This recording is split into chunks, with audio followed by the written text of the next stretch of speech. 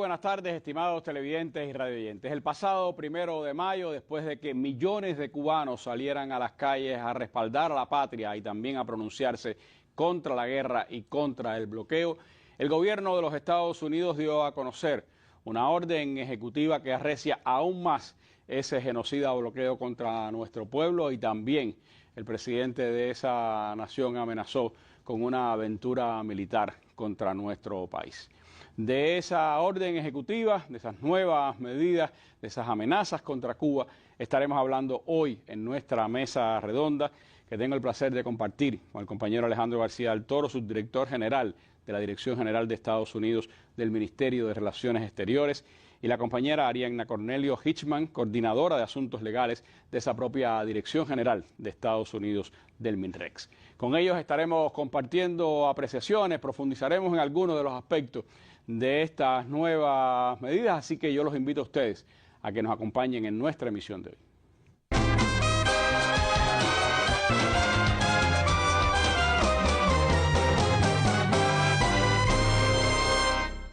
Y antes de entrar en el importante tema de esta tarde, vamos, como es habitual, a nuestra sección La Noticia del Día. Hoy fueron publicadas en Gaceta y presentadas a los medios de comunicación las leyes de migración, extranjería y ciudadanía aprobadas por nuestra Asamblea Nacional.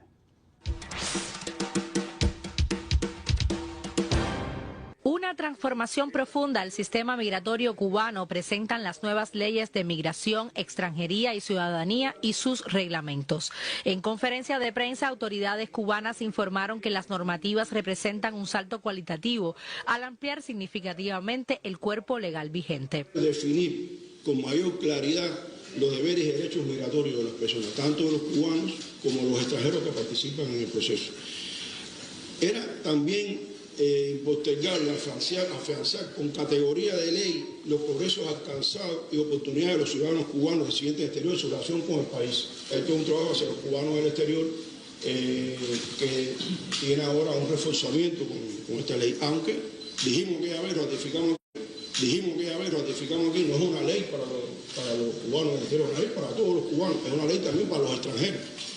Podríamos resumir que es una ley para cubanos y extranjeros que participan en nuestro proceso migratorio. Uno de los elementos centrales es la introducción del concepto de residencia efectiva migratoria, que reconoce como residentes a aquellas personas cubanas o extranjeras que permanezcan en el país más de 180 días acumulados al año o que demuestren su arraigo. Asimismo, se elimina el límite anterior de 24 meses de permanencia en el exterior para ciudadanos cubanos y se establece que no existe restricción de tiempo para su estancia en el país y se detiene el incremento de la condición de emigrado. Se garantiza la objetividad de la información sobre las personas que residen en Cuba y en el exterior, a nuestros planes, nuestras proyecciones. Se eliminan los 24 meses como tiempo de estancia autorizado para permanecer fuera del país. La voluntad es que los cubanos permanezcan en Cuba el tiempo, aunque residan en el exterior, permanezcan en Cuba el tiempo que lo necesiten, que lo requieran, que quieran. En la ley de migración se ratifica que los cubanos residentes en el exterior mantienen el uso, disfrute y libre disposición de sus bienes en el territorio nacional en correspondencia con la Constitución de la República. El artículo 31 de la ley de migración, los ciudadanos cubanos residentes en el exterior en correspondencia con el artículo 58 de la Constitución de la República de Cuba tienen derecho al uso, disfrute y libre disposición de los bienes de su propiedad de conformidad con lo establecido en la ley. Esto evacúa una duda importante. En la vez anterior, en el seguimiento que dimos al tema, este fue posiblemente el tema de mayor atención, de mayor preocupación, y vimos la necesidad de implícitamente reflejarlo en la ley. En materia de ciudadanía se introduce el concepto de ciudadanía efectiva que reconoce la posibilidad de poseer otra ciudadanía sin perder la cubana, aunque se mantiene la obligación de utilizar esta última en los actos jurídicos dentro del territorio nacional. La actualización de estas leyes contribuirá en gran medida a crear las condiciones necesarias para que los nacionales que residen fuera del país se involucren cada vez más en el desarrollo socioeconómico, cultural del país. Decir además que los consulados cubanos están ya prestos a comenzar a trabajar cuando las leyes cubanas entren en vigor dentro de 180 días, pero que ya también están en condiciones de comenzar a trabajar con aquellos cubanos que decidan solicitar la nueva condición migratoria de inversores en Cuba. Con la publicación de estas nuevas leyes, Cuba reafirma su voluntad de modernizar su política migratoria, fortalecer los vínculos con su emigración y garantizar un marco jurídico más inclusivo, ordenado y acorde a las transformaciones económicas y sociales del país. Lilian González, Canal Cubano de Noticias. Bueno, y mientras Cuba continúa transformándose y buscando esa relación más amplia también con sus residentes en el exterior, desde otras partes del mundo se intenta hacer retrotraer nuestra historia hacia el pasado. De lo que implican las nuevas medidas de Estados Unidos estaremos hablando hoy en nuestra mesa redonda, así que los invito a que nos acompañen en nuestra emisión de hoy.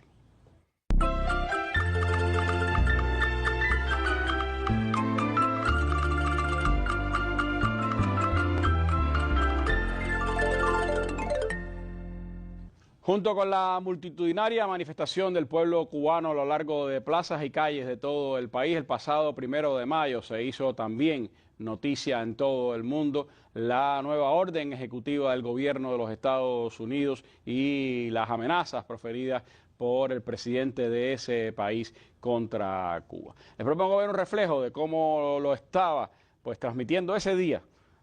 France 24, una televisora francesa, para después conversar con nuestros invitados.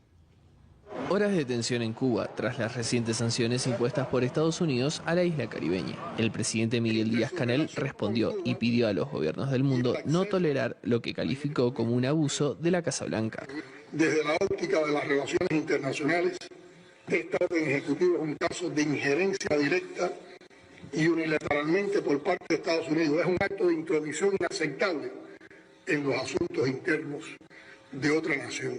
La reciente orden ejecutiva de la administración de Donald Trump congelaría activos de quienes operan en la isla, en sectores clave como la energía, minería, defensa o tecnología, presionando aún más la devastada economía cubana. Una amenaza que se extiende a bancos de otros países que podrían perder sus cuentas en Estados Unidos si se ven involucrados en alguna transacción desde y hacia Cuba. La nueva sanción fue aprobada tras las declaraciones de Trump, que amenazó con una incursión militar en la isla. Haré que uno de nuestros grandes, tal vez el portaaviones Abraham Lincoln, el más grande del mundo, se acerque y se detenga a unos 100 metros de la costa. Y ellos dirán, muchas gracias, nos rendimos. Y en medio de esta disputa, la población cubana sigue asfixiada por la crisis. Las tiendas estatales de alimentos, que ofrecen productos subsidiados por el Estado, están prácticamente vacías. En mi casa se desayunaba, se almorzaba, se comía y a veces merienda entre comida y ya hay que reducir una comida al día. Bien. Cuba importa cerca del 80% de todos los alimentos que consume, incluso los que ofrecen las tiendas estatales. Sin embargo, las sanciones impuestas por Estados Unidos limitan la posibilidad de adquirir productos básicos de alimentación e higiene. Bueno, la asfixia para un pueblo es lo que pretende la administración norteamericana, pero ¿cuánto profundiza esta decisión del pasado 1 de mayo, ese intento de cerco contra Cuba? Sobre eso quisiera comenzar hablando con Alejandro en esta mesa redonda. ¿Qué implicaciones tiene esta orden ejecutiva, la hoja informativa que acompaña a esa orden ejecutiva y las declaraciones de la administración norteamericana en su conjunto en estos días, Alejandro, para Cuba? Sí, Randy, buenas noches. Gracias de nuevo por la invitación a Minrex. Lo primero que habría que mencionar es que desde la imposición del embargo, como lo impuso bajo el nombre que lo estableció el presidente Kennedy en los años 60, y después toda la serie de normativas que se han ido conformando casi durante 7 décadas para asfixiar la economía cubana y para destruir a la revolución, la extraterritorialidad de las medidas coercitivas estadounidenses siempre fueron una parte del eje central de esa política. En los años 60 se conoce que los Estados Unidos prohibía a aquellos países que querían exportarle productos terminados hacia los Estados Unidos que estos tuvieran en su contenido azúcar cubana. Eso es una de las expresiones primeras de cómo se extendía más allá del comercio bilateral entre Cuba y los Estados Unidos la aplicación de las sanciones, de las medidas coercitivas contra Cuba. Estados Unidos por muchos años, desde los inicios en la década de los 70, pero ha sido así de esa manera hasta la actualidad, ha prohibido a empresas de terceros países que en sus exportaciones a los Estados Unidos de tecnología, de maquinaria, de cualquier tipo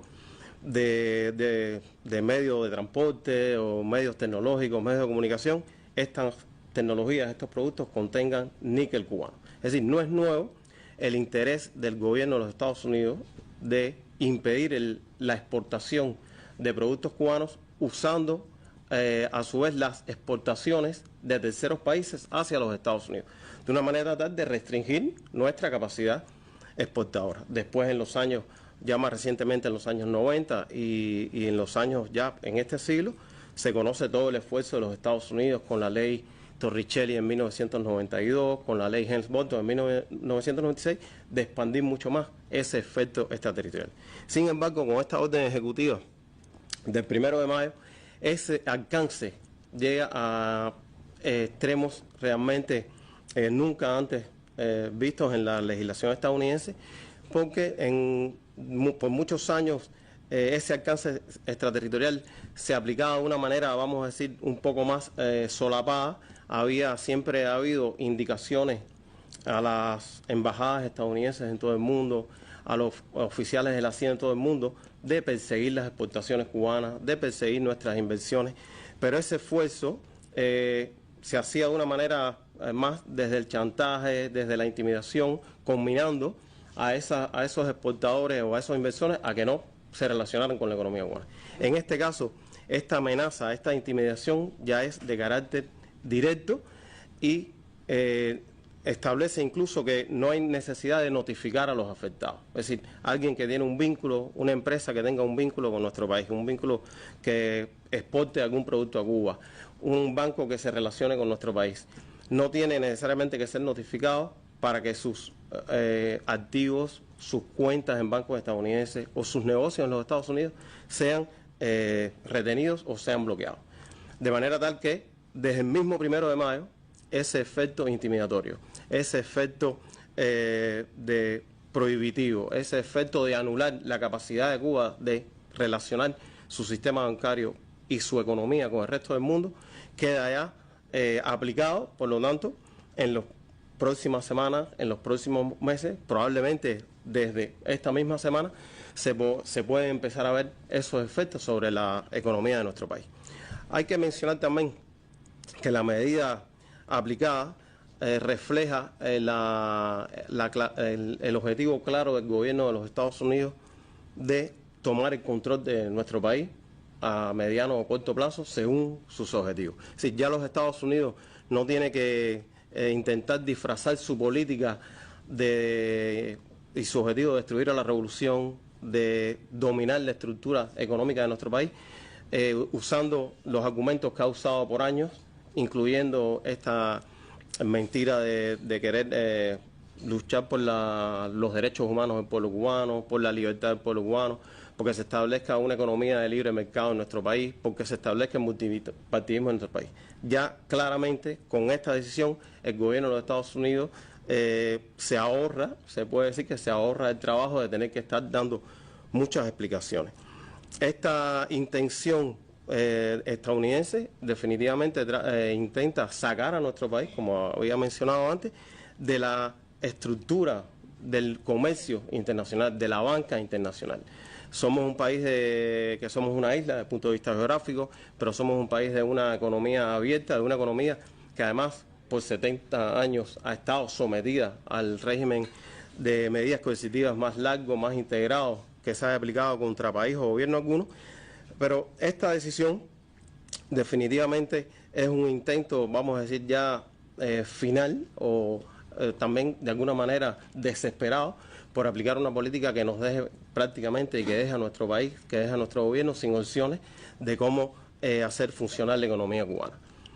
Desde hace un año aproximadamente y 4 meses, sobre todo en los últimos meses, el gobierno de Estados Unidos ha hablado una y otra vez, lo acaba de mencionar hoy nuevamente, el gobierno de los Estados Unidos haciendo mención a la incompetencia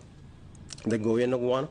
y, como hemos dicho siempre, lo que debiera hacer el gobierno de los Estados Unidos es demostrar nuestra competencia o nuestra incompetencia, simple y llanamente eliminando este sistema de medidas coercitivas,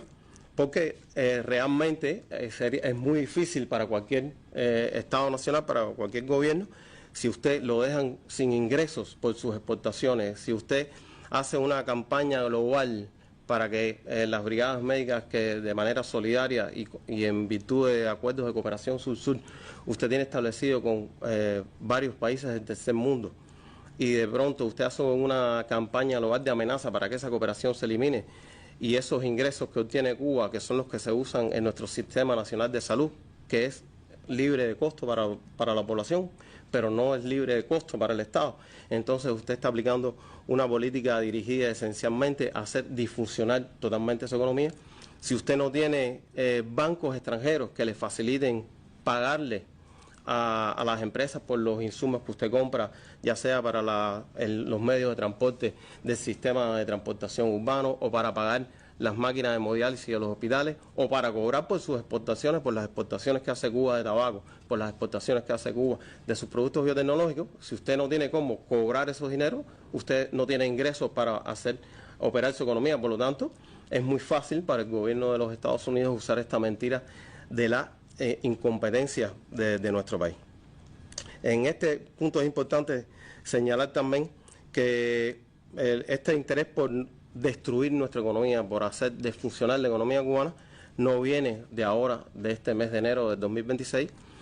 El primer día del gobierno del presidente Donald Trump, desde ese primer día, desde las primeras semanas, el gobierno estadounidense reinsertó a Cuba en la lista de estados patrocinadores del terrorismo, con todos los efectos en el mundo bancario. El gobierno de los Estados Unidos aplicó medidas de restricciones de viajes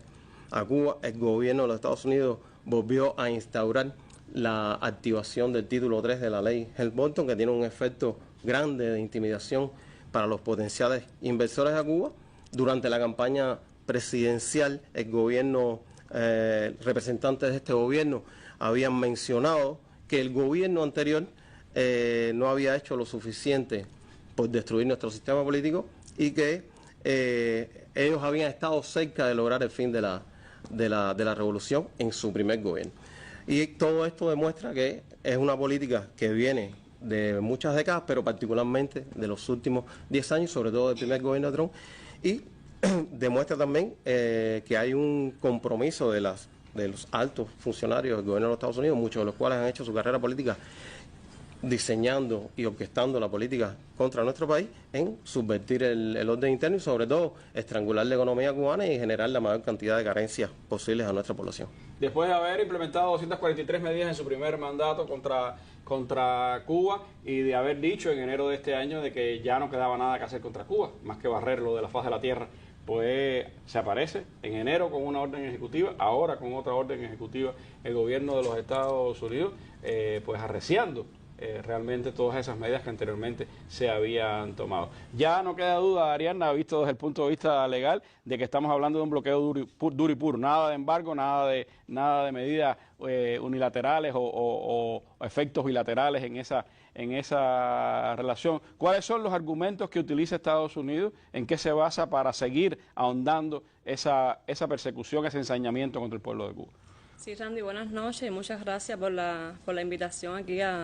al espacio de la mesa redonda. Efectivamente, uno de los argumentos que ha dicho Estados Unidos a lo largo de todas estas décadas para explicar que a lo que somete a Cuba es a un embargo y no a un bloqueo económico y no a una guerra económica, es precisamente el argumento de que es un tema bilateral, de que ellos deciden con quién comerciar o no, y por lo tanto no hablan de un bloqueo, un argumento que además ha sido usado, por ejemplo, en su discurso año tras año en la Asamblea General de las Naciones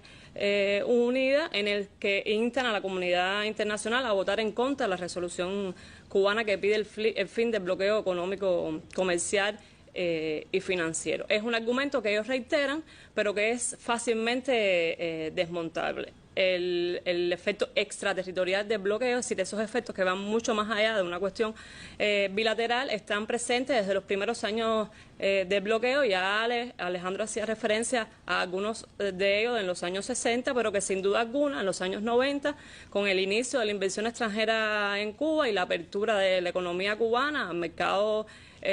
internacional, de alguna forma ese mecanismo de bloqueo trata de perfeccionarse y se elaboran nuevas normativas, nuevas leyes para reforzar ese efecto extraterritorial. Así la Torricelli, la prohibición de comerciar con subsidiarias estadounidenses de terceros países, la prohibición de que barcos que toquen puerto cubano puedan después tocar puerto estadounidense hasta 180 días, y las prohibiciones más absurdas y duras contenidas en la ley Helms-Burton, específicamente en sus títulos 3 y 4, con el objetivo de disuadir a la inversión extranjera de que se relacione con Cuba. En los años más recientes también hay otros ejemplos muy fuertes de aplicación extraterritorial de bloqueo, las multas millonarias que ocurrieron incluso en el periodo del mandato de Obama contra bancos europeos u otras instituciones, exacto, Societe General y otras instituciones que tenían vínculos con Cuba y fueron sometidas a multas millonarias precisamente por violar supuestamente las regulaciones del bloqueo contra Cuba. En los años más recientes, parte de esas 243 medidas, incluida la activación por primera vez del título 3 de la ley Helms-Burton, tienen un profundo carácter extraterritorial. Sin embargo, la orden ejecutiva del 1 de mayo le da una dimensión distinta y muchísimo más amplia a ese efecto extraterritorial. Okay. Estamos hablando de medidas que son secundarias, que desde el punto de vista del propio derecho estadounidense son medidas, en el caso cubano, son inéditas, nunca se le habían aplicado a Cuba, nunca habían sido parte de la guerra económica contra Cuba, y son secundarias. ¿Por qué? Porque esas personas, instituciones, bancos, instituciones financieras, entidades que tengan relaciones con Cuba, que hayan tenido relaciones con el gobierno cubano, con alguna de sus instituciones, sus agencias asociadas, a esas instituciones se le pueden congelar sus activos, sus fondos en Estados Unidos, aun cuando esos negocios en Estados Unidos no tengan absolutamente nada que ver con Cuba. Además, es una categoría, así cuando uno revisa la orden ejecutiva, las categorías de personas que pueden ser, de que pueden sufrir el efecto de esta orden ejecutiva es extremadamente amplio. La orden ejecutiva le da, el presidente Trump le dio amplias prerrogativas al secretario de Estado y al secretario del Tesoro, y aunque enuncia algunas categorías, como es el tema de energía, minería, defensa, seguridad, en la misma orden ejecutiva le da la posibilidad de que si ellos lo consideran, los secretarios de Estado y el Tesoro lo consideran preciso, aumentar las categorías a las que sean necesarias. Cuando vemos las categorías que son sectores estratégicos de la economía cubana, son sectores que se han ampliado en cuanto a la inversión en los últimos años. Tenemos, por ejemplo, en el caso de la misma energía, la orden ejecutiva de principios de año hablaba principalmente de un boicot petrolero, pero como consecuencia tal vez de la decisión cubana de cambiar su matriz energética, de ir hacia otros caminos que permitan el autoabastecimiento de energía. Entonces se ha abierto ese diapasón y se habla ahora entonces del sector de la energía en sentido general. El objetivo fundamental es endurecer la política de bloqueo contra Cuba, endurecer la guerra económica contra Cuba. Y es importante decir que se trata no solo de la aplicación por parte de Estados Unidos, sino que Estados Unidos intenta que terceros, que el resto del mundo se una a esa aplicación de la guerra económica contra Cuba, que creo que es uno de los temas más graves de esta orden ejecutiva. Una orden ejecutiva que no dice nombre ni apellidos, pero que prácticamente incluye a todo el mundo y que tiene elementos que me parece importante, entre los muchos que se pueden analizar, que podamos hablar un poco esta tarde, porque hablabas de inversión, hablabas de los temas financieros, hablabas incluso de donaciones, y creo que son elementos de los que pudiéramos profundizar un poco en esta mesa redonda. Vamos a hacer un breve alto y regresamos con ustedes.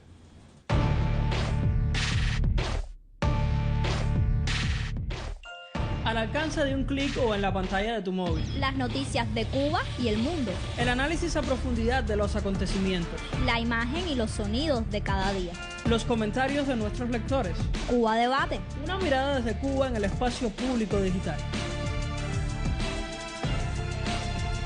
www.cubadebate.co.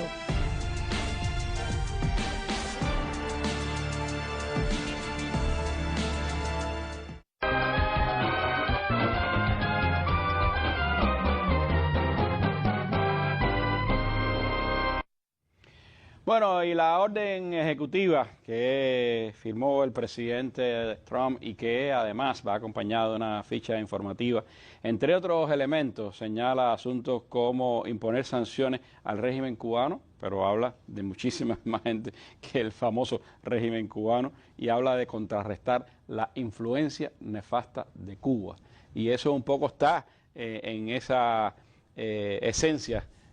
Ariadna, de esta orden ejecutiva, que tiene como base la orden ejecutiva de enero. Si no se pueden desligar una de la otra, ¿es así? Sandy, efectivamente. Las medidas que aplica, que pone en vigor esta orden ejecutiva son tan extraordinarias, tan inéditas, que necesitaron tener como base legal la declaración de que Cuba es una amenaza inusual y extraordinaria a la seguridad nacional de los Estados Unidos, emitida en la orden del pasado 29 de enero. Esa declaración de que Cuba es una amenaza a la seguridad nacional de Estados Unidos por una ley de 1977 le permite al presidente de los Estados Unidos emitir un conjunto de medidas que van mucho más allá del entramado de bloqueo, que ya de por sí era amplio. El entramado de bloqueo de las medidas coercitivas unilaterales que se le aplica a Cuba es bastante amplio, pero esta ley del 77 permite nuevas medidas como esta, como es la aplicación de medidas secundarias, bajo la falacia, la mentira de que Cuba, nuestro país, es una amenaza inusual y extraordinaria para la seguridad nacional de Estados Unidos. Un argumento fácilmente desmontable, pero que ha sido usado y ha sido reiterado en los últimos meses por el gobierno de Estados Unidos y que ha servido como base. De hecho, en el segundo párrafo, creo, de esta nueva orden ejecutiva, se reitera nuevamente y se habla de que Cuba es una amenaza inusual y extraordinaria para ese Vuelven a país. utilizar elementos falaces como que Cuba se alía con países y actores malintencionados, hostiles a los Estados Unidos, exacto, que llega a facilitar operaciones militares y de inteligencia, que Cuba se vincula con el gobierno de Irán y proporciona refugio a Hezbollah, etcétera, etcétera. Más o menos los mismos argumentos que han utilizado en otro momento contra Cuba y también contra otras naciones a las que han amenazado y le han implantado medidas. Desde el punto de vista jurídico legal, ¿no?, han tenido que construir también estas mentiras para poder seguir desarrollando y aplicando, perfeccionando su cerco económico y tenerlo dentro del margen, ¿no?, interno de Estados Unidos, un cierto amparo legal, pero que sin duda no soporta un análisis más básico del derecho internacional, de la Carta y los principios incluidos en la Carta de las Naciones Unidas, de la libertad de comercio, de la libertad de navegación. Es una orden ejecutiva como otras que desgraciadamente ha emitido el gobierno de los Estados Unidos, que no tiene en cuenta quiénes son sus principales aliados o sus aliados estratégicos. Es amenazar, amedrentar, coartar a cualquiera que intente un vínculo con Cuba, como forma también de aislar al país de la economía internacional y lograr lo que el infame memorando Mallory establecía, que era causar la desesperación en el pueblo cubano y con eso lograr el derrocamiento de la revolución. En esas mismas contradicciones de la política estadounidense, decíamos que había dicho el presidente primero que no había más que aplicar y han aplicado ya todo lo imaginable en apenas unos meses, pero recuerdo varias expresiones de funcionarios, altos funcionarios de este gobierno estadounidense, decir que el problema de Cuba que era que una economía fallida y que por lo tanto quién iba a venir a invertir en Cuba si Cuba no tenía garantías para esa inversión. Sin embargo, esta orden ejecutiva habla de sanciones a quienes hayan operado o operen en el sector de la energía, la defensa, los metales y la minería, los servicios financieros, y dice, o cualquier otro sector de la economía cubana. Es decir, no solo apunta contra esos estratégicos, sino apunta a cualquier otro sector. Y dice además que, entre otras cosas, cualquiera que haya prestado asistencia material, patrocinado o proporcionado apoyo financiero, material o tecnológico, o bienes o servicios al gobierno de Cuba o a cualquier persona cuyos bienes o intereses en bienes estén bloqueados de conformidad con esta orden, son objeto de sanción. Entonces, el problema de la inversión en Cuba es un problema de que Cuba no ofrece garantía a esa inversión, que tiene una inversión extranjera, o que el bloqueo cada vez más está dedicado a meter miedo, a amedrentar a esos posibles inversores que pueda tener la economía cubana. Sí, Randy, uno de los argumentos que también son fácilmente desmontables es que una y otra vez la administración del gobierno de Estados Unidos habla de un Estado fallido. Habla de que los gobernantes en Cuba son incapaces de administrar sus recursos de forma eficiente. Hablan de las carencias que tiene el pueblo cubano, de la situación en la cual, la situación económica en la cual estamos echándole la culpa siempre a nuestro país, a nuestros dirigentes, a nuestro gobierno. Ninguna economía del mundo, ni la más desarrollada, ningún país del primer mundo, nadie hubiera podido resistir lo que ha resistido esta pequeña isla del Caribe. No hay forma de que una economía se desenvuelva en las condiciones que ha establecido la agresión económica a Cuba desde los años 60, en la cual además se ha perfeccionado con el tiempo. En la medida que Cuba ha buscado nuevas fuentes de ingresos, nuevas fuentes de negocio, de inversiones, que ha diversificado su economía, esos sectores han sido atacados por el bloqueo estadounidense. Por lo tanto, es un argumento que es falaz, es mentira y que es parte de la campaña también de descrédito contra nuestro país. Ellos inducen la situación en la cual estamos, la propician, la provocan, para después entonces decir y echarle la culpa a nuestro gobierno de que la situación en la que está el país es nuestra culpa. Pero es imposible manejar una economía de una forma certera en las condiciones en las que se desenvuelve la economía cubana. El mismo caso de la inversión extranjera, que desde los años 90 ha sido atacada, el caso también de las transacciones financieras, de los bancos, de las instituciones financieras, que también han sido atacadas. El tema del combustible, por ejemplo, que no empezó ahora, empieza con la persecución de los buques y las navieras en 2019. Es decir, es muy difícil que una economía se desarrolle en estas condiciones. Es parte de ese intento de hacer ver a la víctima como el culpable de sus desgracias, ¿no? Y eso,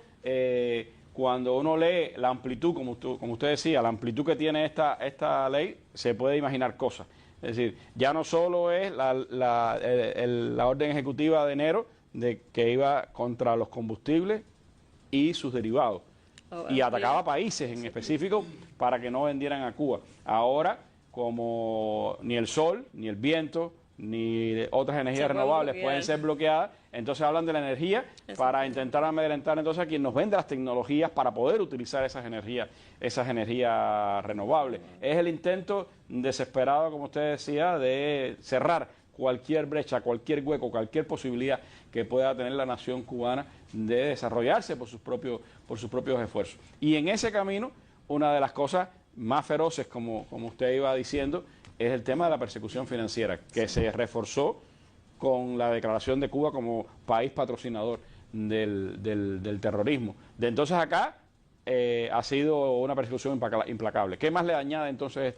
esta orden ejecutiva de Trump? Sí, Randy, efectivamente el tema de los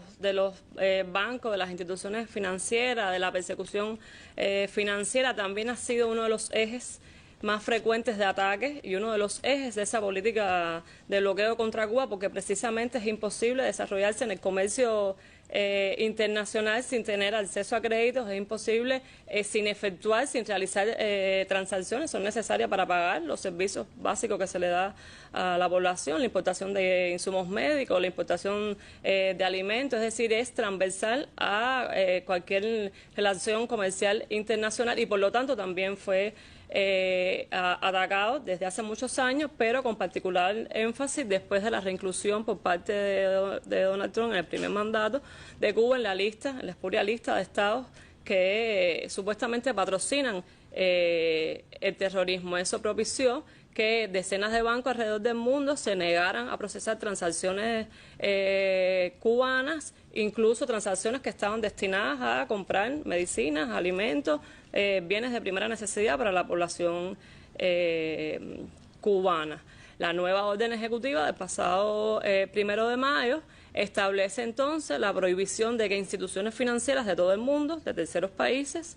que tengan o hayan tenido alguna relación directa o indirecta con el gobierno cubano, con sus agencias, con otras entidades, es decir, esas instituciones financieras pueden ser objeto a congelamiento de sus fondos en Estados Unidos, de sus cuentas bancarias, además se les imposibilitaría cualquier transacción o cualquier negocio con instituciones bajo la jurisdicción estadounidense. Para nadie es un secreto el papel que tiene Estados Unidos en el sistema financiero internacional, por lo tanto, impedirle o prohibirle a cualquier institución financiera del mundo que pueda ser sujeta a sanciones dentro de Estados Unidos, que se le congelen sus cuentas, que no pueda tener relaciones con entidades bajo la jurisdicción de Estados Unidos, es una amenaza muy fuerte. Pero además estas medidas pueden ser tomadas sin previa notificación. Es decir, que si tú tuviste una relación de algún tipo con Cuba, estuviste envuelto en una transacción, se te pueden congelar tus cuentas, incluso, como decíamos, cuando esas cuentas no tienen nada que ver con Cuba o no tienen nada que ver con la relación de esa institución financiera con Cuba. Por lo tanto, se trata de arreciar las medidas, el endurecimiento de la persecución financiera cubana y en general al entramado del bloqueo y de todo lo que significa que Cuba no pueda desenvolverse en el plano internacional de una forma estable y como se realiza el comercio en circunstancias normales. Si pudiéramos aquilatar el hecho de que grandes instituciones financieras o grandes bancos como el PNB Paribas se sintió una multa de 9.400 millones de dólares que pudiera pasar a cualquier institución financiera mediana o pequeña que se atreviera a tener una transacción con Cuba, lo podrían llevar a la quiebra con todas estas sanciones y amenazas, y es ese intento de cerrar todas las vías para que Cuba pueda normalmente establecer su flujo financiero de compra y de venta como cualquier otro país del mundo, y que evidentemente pues va encaminado a cerrar, a acercar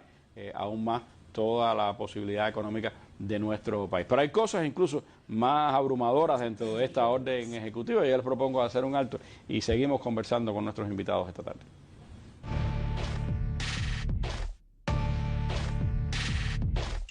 Un espacio para el análisis de los más importantes acontecimientos de Cuba y el resto del mundo. 26 años, con la participación de reconocidos analistas y personalidades. Mesa Redonda, más allá de la noticia.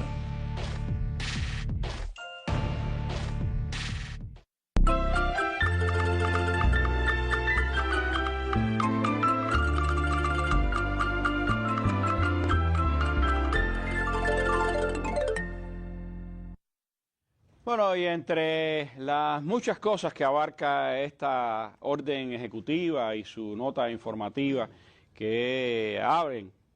todos los derroteros posibles para la aplicación del bloqueo contra Cuba, hay dos elementos que me parecen, a mí, Ariadne, me gustaría escuchar su opinión, que son casi inéditas, aunque ya hay antecedentes, por supuesto, pero que están reflejados de una manera directa, cruda en esta orden ejecutiva. Por un lado, el tema de que se establece ya no solo las sanciones contra las instituciones o las personas que estén directamente involucradas, sino contra todos sus familiares que sean mayores de edad, y me parece un elemento distintivo. Y por el otro lado, esta orden ejecutiva también va directamente contra las donaciones que ciudadanos estadounidenses o ciudadanos de otras partes del mundo se han dispuesto a hacer a instituciones, a ciudadanos, a organizaciones cubanas que han sido parte de esa expresión de solidaridad del mundo con Cuba en estos tiempos. ¿Cómo valorar estos elementos dentro de la orden ejecutiva. Sí, Randy, en el primer tema, evidentemente la intención de la orden ejecutiva es abrir el diapasón lo más posible y lograr de que esa presión sea lo más efectiva posible. Y para eso no solo hablan de familiares mayores de edad, sino que incluso hablan de, por ejemplo, los miembros de la Junta Directiva. Es decir, la medida puede ir más allá de la persona jurídica, de la institución financiera o de la institución económica, de la empresa, etcétera, y puede ser emitida o puede ser sometida contra personas que son miembros de su Junta directiva. Por lo tanto, evidentemente el objetivo aquí es abrir el diapasón de una forma de que el efecto intimidatorio, el efecto disuasivo sea aún mayor y tratar de lograr así el objetivo de la orden ejecutiva, que es deteriorar la vida del pueblo cubano, deteriorar la economía cubana, y para eso se han valido de varios artilugios como es abrir el diapasón de no solo de los sectores, sino de las personas dentro de esos sectores que pueden ser sometidas a estas medidas coercitivas dentro de Estados Unidos. Eso en un primer momento. En relación con la segunda parte, llama muchísimo la atención el tema de las donaciones. Y esto demuestra un argumento que hemos tenido siempre, y es que al gobierno de Estados Unidos no le interesa el bienestar del pueblo cubano, no le importa el pueblo cubano. Esa falacia que repiten una y otra vez de que estas medidas son para liberar al pueblo cubano, de que el objetivo es mejorar las condiciones de vida del pueblo cubano, son una total mentira, y la orden ejecutiva en sí lo demuestra, el bloqueo lo demuestra, pero esta parte específica de las donaciones demuestra que realmente no les interesa el pueblo cubano. Nosotros sabemos que en los últimos meses, a través de donaciones que han hecho muchos amigos de Cuba en Estados Unidos y alrededor del mundo, han llegado muchos insumos imprescindibles, necesarios, que no habían podido llegar a Cuba precisamente por la política de bloqueo, que Cuba no había podido adquirir en Estados Unidos, por supuesto, pero tampoco en terceros países. Hablo de insumos médicos, ¿no? Para niños, para personas enfermas, personas con cáncer, y insumos de otro tipo que han podido llegar al país precisamente por la colaboración, la solidaridad de los amigos que tiene Cuba alrededor del mundo. Y la orden ejecutiva también está atacando eso, también está atacando esa solidaridad, esa ayuda que ha recibido el pueblo cubanos, lo que demuestra fácilmente la falacia de que ellos quieren el bienestar para Cuba. Esto no es así, sino todo lo contrario, es lograr sumir al pueblo cubano y a la economía cubana en un estado que propicie, como decía anteriormente, la caída de la revolución por un estallido interno. Ellos han aplicado todas las medidas posibles a lo largo de estos casi 70 años, continúan perfeccionando, continúan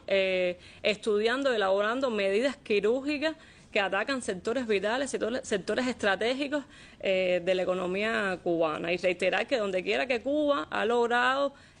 un ingreso, que donde quiera que Cuba ha logrado un resultado significativo en ese sector, evidentemente después han surgido medidas para atacar ese sector o ese ingreso que pueda lograr Cuba. Y en el caso de las donaciones se demuestra que lo que quieren es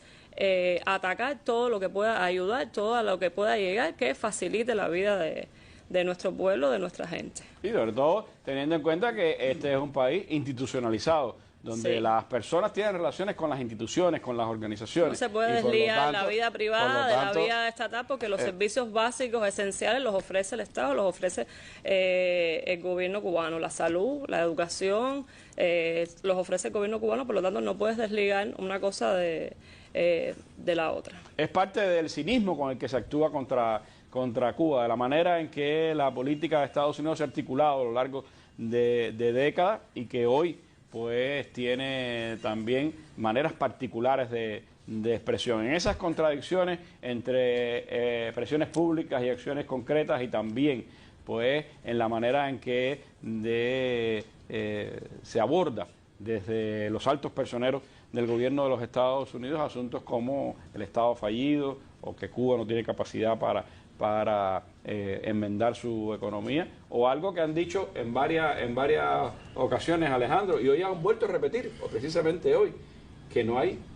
bloqueo petrolero, que no hay bloqueo del combustible. Sí, Randy, es interesante, y yo quiero volver a mencionar algo que tú mencionabas comentando con Ariadna sobre el tema de hacer sentir a la víctima, que en este caso vamos a decir que es el pueblo cubano y es toda la población, incluyendo a nuestro gobierno, hacer a la víctima culpable, pero la política esta es irracional, la política que está basada definitivamente en un odio histórico y permanente hacia la revolución, un odio hacia la nación cubana y un desprecio absoluto hacia el pueblo cubano, es que no solamente intentan que la víctima se sienta culpable, sino que es usar a la víctima para que la víctima, después de hacerla sufrir la mayor cantidad de carencias posibles, después de que la víctima sienta que ya no tiene ninguna vía de escape, darle la motivación o el empuje a la víctima para que la víctima sea la que genere el caos, genere una situación de desequilibrio social que entonces justifique una potencial acción más agresiva, como podría ser incluso una agresión militar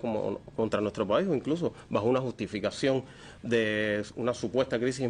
humanitaria e intervenir en nuestro país. Llama la atención hoy precisamente las declaraciones del secretario de Estado, donde un evento en el sur de la Florida acaba de mencionar que no existe tal bloqueo petrolero. Entonces no sabemos exactamente dónde hemos estado todos los cubanos en estos últimos 4 meses, cuando en todo este periodo de tiempo ha entrado un solo barco a nuestro país, para que ahora el secretario de Estado mencione que no existe un cerco petrolero. Por ejemplo, el 16 de febrero, desde los más altos cargos de los Estados Unidos, se llegó a decir que, bueno, que Cuba era una nación que estaba en grandes problemas y que ni siquiera tienen combustible para aviones. Eso fue el presidente de los Estados Unidos. También dijo, pero Cuba y nosotros estamos hablando, mientras tanto hay un embargo, no hay petróleo, no hay dinero, no hay nada. El 30 de marzo la vocera de la Casa Blanca dijo, le preguntaron si había un cambio de política con la autorización de la entrada del barco a nuestro país, y ella dijo, no hay ningún cambio formal en la política de sanciones. Esa decisión fue tomada caso a caso. La decisión no cambia nuestra política de sanciones. Nos reservamos el derecho de incautar buques si la ley lo permite. El 15 de abril el secretario de Estado, al medio Al Jazeera, dijo, no hemos tomado ninguna medida punitiva contra Cuba. Lo único que ha cambiado es que no reciben petróleo gratis. Los apagones que están ocurriendo no tienen nada que ver con nosotros. El secretario de Energía, Chris Wright, dijo, bueno, vieron que dejamos pasar un barco ruso para obtener energía. Queremos forzar el cambio y dejar que el pueblo cubano sea libre. Entonces, algo no está bien con el secretario de Estado, que en el sistema presidencial estadounidense es el asesor del presidente para la política exterior, cuando altos funcionarios, incluyendo su jefe, están diciendo que hay una prohibición, que hay un cerco, que hay un esfuerzo estadounidense por impedir que llegue petróleo a Cuba, y el secretario de Estado dice que no existe bloqueo petrolero, por lo tanto, él mismo queda desmentido por las declaraciones anteriores de su funcionario. Es decir, es el mismo intento, es la víctima, el culpable es la víctima. Aquellos son los que no tienen petróleo porque supuestamente no pagan. Nosotros no hacemos nada, somos santos, no tenemos nada que ver con lo que está ocurriendo alrededor del bloqueo a Cuba. Y eso me lleva también a otro elemento que me parece significativo. Ese 1 de mayo no solo hubo orden ejecutiva, hubo también una cena de multimillonarios y políticos de la Florida, donde estuvo el presidente de Estados Unidos, y el presidente, como veíamos ahí en las imágenes, decía a modo de chanza que pondría un portaaviones a 100 yardas, unos 90 metros de las costas cubanas. Dudo que un portaaviones pueda llegar hasta ahí, me imagino que se encalle, pero lo decía, y se rendirán en medio de los aplausos y el orgullo de esa audiencia. ¿Se trata simplemente de una broma del presidente o se trata del pensamiento profundo de esta administración? Yo creo que en los círculos políticos estadounidenses, desde donde hoy se traza la política exterior hacia nuestro país, hay un desconocimiento profundo de la historia de Cuba, hay un desconocimiento profundo de las convicciones, de la preparación ideológica del pueblo y de nuestros dirigentes, hay un desconocimiento de la capacidad que tienen los cubanos de entender a los Estados Unidos, de la capacidad que tenemos de entender bajo qué nivel de riesgo, bajo qué escenarios de riesgo nos estamos moviendo hoy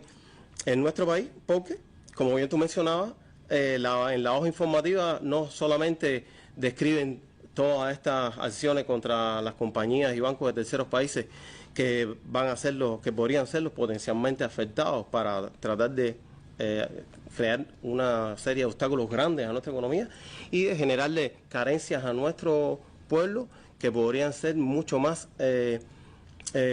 trascendentes que la que hemos sufrido en este año y medio, sino que hay una de parte de nuestro país, de nuestra población, hay un conocimiento de que si bien Cuba ni desea la guerra, ni quiere la guerra, ni cree que la guerra es una alternativa, entendemos que tenemos que prepararnos para ello. Como bien tú mencionabas, en un escenario que supuestamente es un foro de negocios, se hace este tipo de, vamos a decir, de comentarios que definitivamente también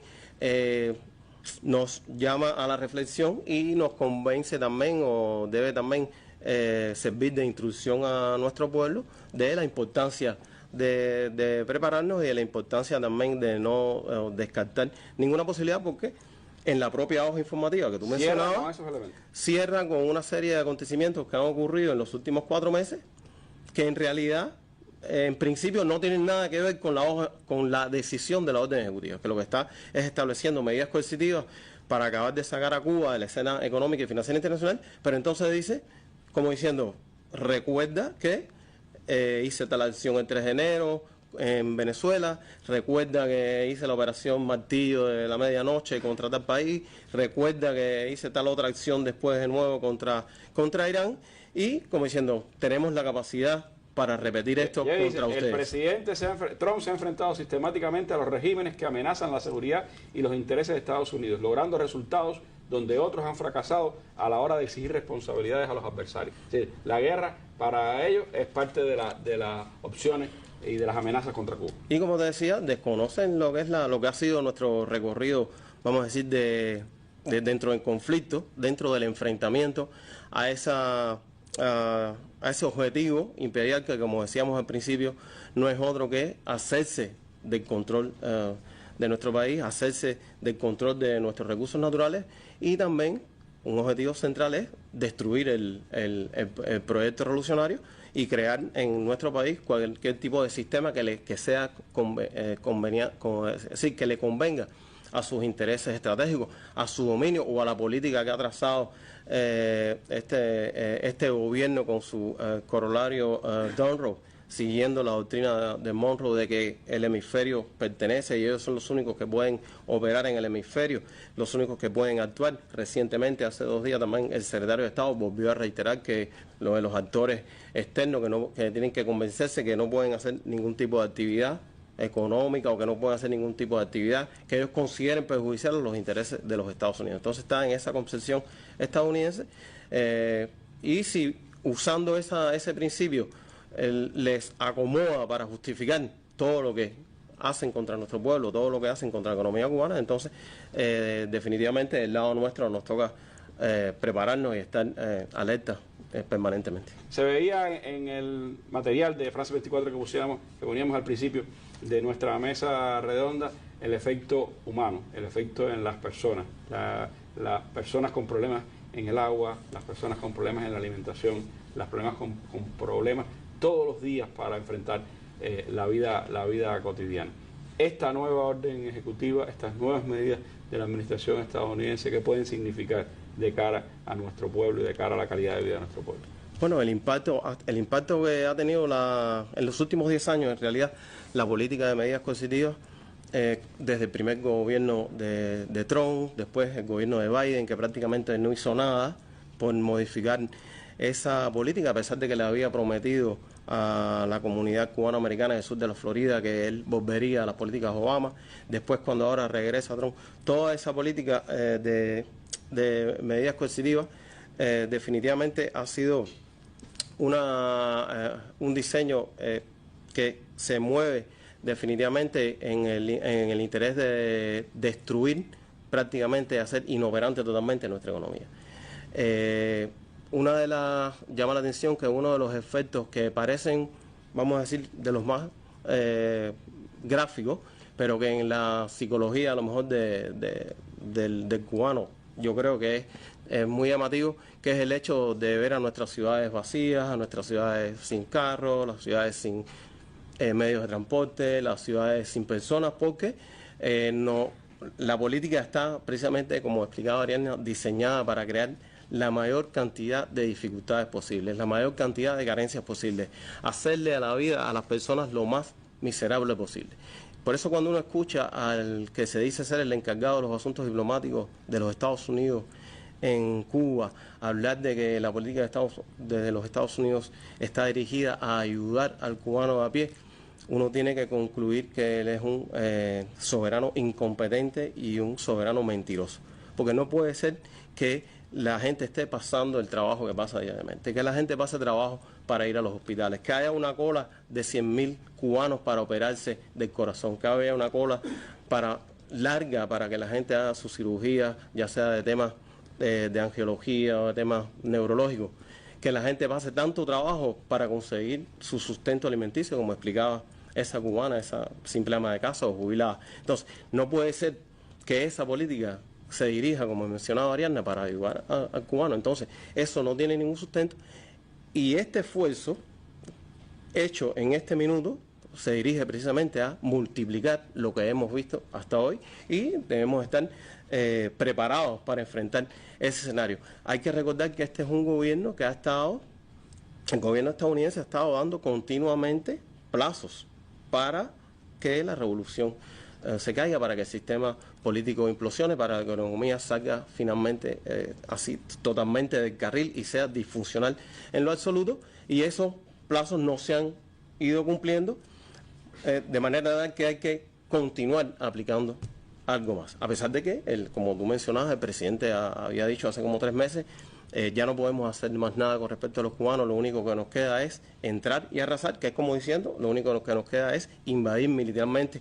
ese pedazo de tierra. Pues no, resulta que sí tenían algo que hacer, como mencionaba Ariadna, el tema de la aplicación quirúrgica de estas sanciones. Hay un personaje que estuvo involucrado en el primer gobierno de Trump y ha estado también involucrado ahora, que habló precisamente, esos fueron los términos, aplicación quirúrgica, encontrar las fuentes de ingresos, encontrar cómo funciona el país y hacerlo colapsar para que nada de eso funcione. Mauricio Claver, ¿no? Sí. Era el arquitecto de aquellas 243 medidas y, bueno, el gran aliado, por supuesto, del secretario de Estado y de la dirección del presidente de los Estados Unidos. Bueno, hay elementos, sin dudas, para valorar el alcance extraordinario, el alcance duro que tienen estas nuevas medidas de la administración estadounidense destinadas a cercar totalmente a la economía cubana, a bloquear todo el acceso de las finanzas, de los recursos para nuestro país. Y si eso no fuera suficiente, pues la guerra como opción del gobierno de los Estados Unidos contra Cuba. Frente a eso, la respuesta de nuestro pueblo, las más de 6 millones de firmas, los más de 5 millones de cubanos que salieron a las calles el 1 de mayo, y la disposición de un pueblo a defender su soberanía y su independencia con el recuerdo permanente de Fidel en el año de su centenario. Nos vamos con el siglo de Fidel, recordando aquel recibimiento popular que le dieran al comandante en jefe en Guinea el 5 de mayo de 1972. Seguimos en combate.